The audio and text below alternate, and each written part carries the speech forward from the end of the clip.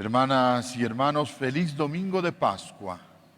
Un saludo especial en este día a todos ustedes quienes están acá presentes, pero también a quienes nos siguen por los diferentes medios, la televisión, la radio y los medios digitales. Esta celebración quiere llegar a todos aquellos lugares donde se ven, por diferentes razones, imposibilitados de participar en sus comunidades parroquiales. Hoy estamos celebrando el domingo de Pascua, domingo de la resurrección de Cristo, quien ha vencido a la muerte. Nos hemos preparado para este acontecimiento durante toda la Cuaresma, 40 días, pero además hemos ido profundizando este misterio durante esta Semana Santa y más concretamente en estos días dedicados al Tríodo Pascual. Hoy, como lo hemos escuchado en la oración colecta, Dios nuestro ha abierto para nosotros las puertas de la eternidad. Cristo ha vencido a la muerte. Con ello se nos devuelve la esperanza, sobre todo. Queremos de verdad que esta alegría por la Pascua inunde y transforme toda nuestra vida, toda nuestra existencia. Estamos iniciando el tiempo pascual que durará 50 días, en los que de un modo u otro resonará este gran anuncio. Alegrémonos porque Cristo ha vencido a la muerte. Además, hoy inauguramos la octava de Pascua, 8 días en los que nos alegraremos prolongando esta buena noticia de la resurrección como si fuese un solo gran día. Una felicitación a quienes estos días, ya desde el anterior domingo de Ramos, han ido participando en las diferentes celebraciones cargadas de muchos signos y significados. Juntos hemos sido testigos de la memoria que hicimos de la institución de la Eucaristía con el signo del lavatorio de los pies. Hemos hecho también memoria de la muerte de Cristo, quien por amor a nosotros entregó su vida para nuestra salvación. Y ayer hemos celebrado la vigilia pascual, la gran noche donde con la bendición del fuego y el agua, y además junto a la proclamación de la palabra, recordando parte de nuestra historia de salvación, se dio inicio a la Pascua. Que de verdad, queridos hermanos y hermanas, celebrar estos acontecimientos nos animen y comprometan a ser buenos discípulos de Cristo. Hoy la liturgia está empapada de este gran anuncio de la Pascua. En la primera lectura escuchamos el relato de cómo fue la experiencia pascual en las primeras comunidades. Estas, en su predicación, tenían siempre presente el acontecimiento de la resurrección, que además se la comprendía unida a toda la vida de Jesús. Por eso se dice: ustedes ya saben qué ha ocurrido en toda Judea, comenzando por Galilea, después del bautismo que predicaba Juan, como Dios ungió a Jesús de Nazaret con el Espíritu Santo, llenándolo de poder, él pasó haciendo el bien.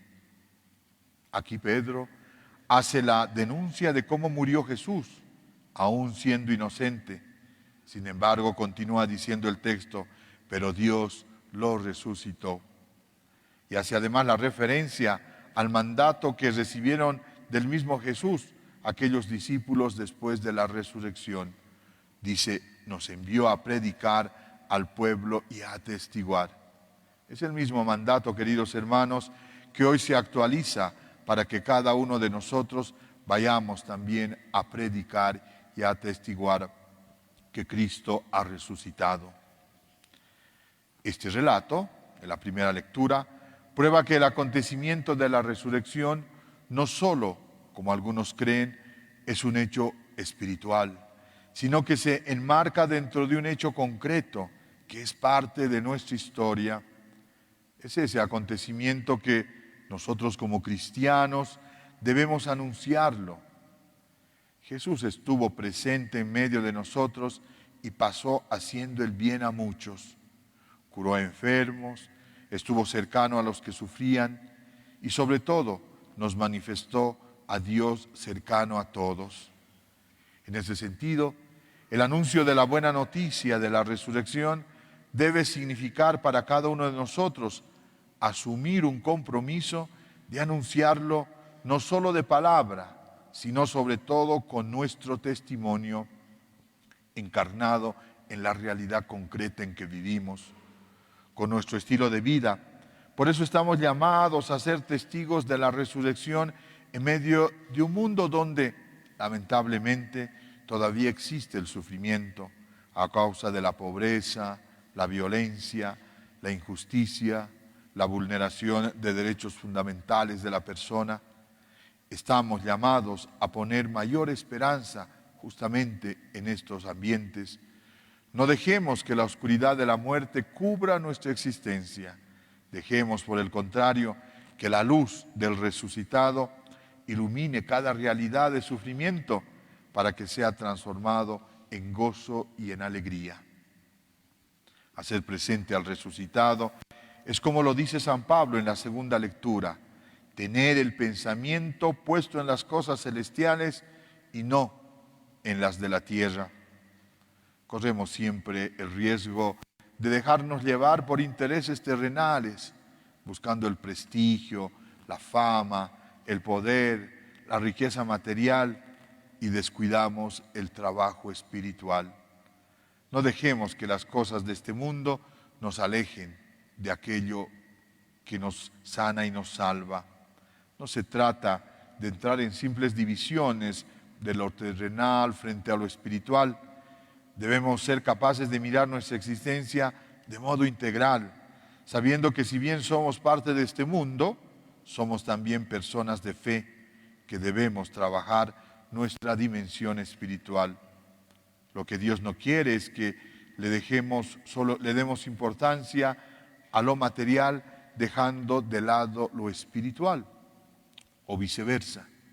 Debemos estar atentos a ideologías y a formas de ver la vida que nos alejan de Dios, que ponen al hombre en el centro de todo, olvidándose de Dios. Hemos sido testigos como las diferentes manifestaciones religiosas de estos días hablan de la necesidad de vivir con Dios, la necesidad también de alimentar nuestro espíritu. El relato del Evangelio nos narra la experiencia de 3 de los discípulos de Jesús frente al acontecimiento de la resurrección: María Magdalena, Pedro y el discípulo amado, que nos muestran 3 formas de cómo podemos también nosotros acercarnos a este acontecimiento. Veámoslo brevemente. No cabe duda que para muchos la persona de Jesucristo se convierte hoy en un referente moral. Sin embargo, sabemos que para los cristianos, hombres y mujeres creyentes, personas de fe, Jesús es más que solo un referente moral. Jesús es el Hijo de Dios que resucitando ha vencido a la muerte. Pero para llegar a esta profesión de fe exige recorrer un camino a ejemplo de los personajes del Evangelio. Antes hago una breve puntualización. En el texto de hoy, en el Evangelio, encontramos 6 referencias directas al sepulcro, lugar donde había sido depositado el cuerpo de Jesús después de su muerte. Recordemos lo que el día viernes escuchamos al final del Evangelio. Decía, el lugar donde lo crucificaron había una huerta y en ella una tumba nueva en la que todavía nadie había sido sepultado. Como era para los judíos el día de la preparación y el sepulcro estaba cerca, pusieron allí a Jesús. Es el sepulcro vacío el primer signo de la resurrección, un signo de verdad sencillo que se contrapone a lo admirable de la resurrección. Volvamos a los 3 personajes. Decir que los 3 tienen una misma y única experiencia, la escena del sepulcro vacío. Pero cada uno llega a conclusiones diferentes. Está primero María Magdalena, que frente a la escena de la piedra que había sido movida, lo primero que se le ocurre decir es: se han llevado del sepulcro al Señor y no sabemos dónde lo han puesto. Es la experiencia de quien no ve más allá de lo que el sentido de sus ojos le muestra. En cambio, Pedro, llegando al sepulcro, dice que entró, vio las vestiduras en el suelo y también el sudario que había cubierto su cabeza. Pero no dice nada, es la experiencia de quien, más allá de lo que ve, comienza a reflexionar. Seguro que Pedro se preguntó: ¿qué pasó?, sin llegar a ninguna conclusión. Y por último, está el discípulo a quien Jesús amaba. Este, dice el texto, entró al sepulcro, vio y creyó. Tomemos atención que este último discípulo no tiene un nombre concreto, porque es imagen del discípulo auténtico, del discípulo que cree. Es una clara invitación a que todos lleguemos a identificarnos con él. Además, hay otro aspecto en el relato del Evangelio que debemos tenerlo muy en cuenta. Comienza el texto diciendo: el primer día de la semana, de madrugada, cuando todavía estaba oscuro, María Magdalena fue al sepulcro. Podemos preguntarnos: ¿qué es lo que le mueve a María Magdalena para ir al sepulcro de madrugada, cuando todavía estaba oscuro? Y la respuesta que me atrevo a dar es que aquello que le mueve es el amor que tenía Jesús. Solamente si nos llegamos a enamorar de Jesús, seremos capaces de buscarlo, sabiendo que sin Él nuestra vida deja de tener sentido. Es el camino que se nos enseña hoy. Para llegar a confesar la fe en el resucitado, debemos entonces primero conocerlo a través de lo que los evangelios nos narran. Una vez que lo conozcamos, es necesario que nos enamoremos de Él, y sólo así después lo veremos vivo. A la fe no se llega por la razón, sino por el amor. Es el amor de María Magdalena que tenía por Jesús lo que conmueve después a los discípulos y los motiva a buscar a Jesús. Debemos preguntarnos: ¿amo a Jesús? ¿Es mi amor a Jesús un amor que conmueve para que otros lo busquen? Pidamos a nuestra Madre, la Virgen María, se digne interceder por nosotros para que, junto a ella, que lloró por la muerte de su Hijo, nos alegremos también junto a ella por la resurrección de Cristo, y animados por esta gran alegría, un día podamos también nosotros alcanzar la vida eterna. Amén.